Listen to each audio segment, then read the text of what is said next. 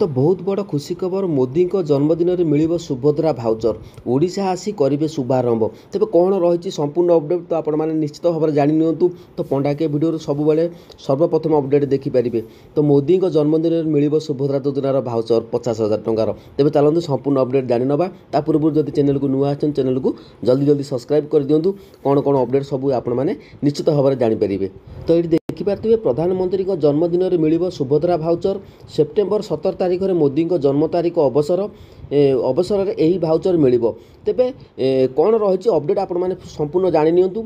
ओडिशा आसी भाउचर शुभारंभ करेंगे प्रधानमंत्री नरेंद्र मोदी। यही नहीं नुआ दिल्ली में मुख्यमंत्री मोहन चरण मांझी सूचना देते। सूचना योग्य जे चलित साधारण निर्वाचन में बीजेपी सरकार पक्षर यही निर्वाचन इस्ताहार रखा जाइतिला। तेबे बीजेपी सरकार गढ़ी आपण सुभद्रा योजनार निश्चित भाव में बेनिफिट मिल।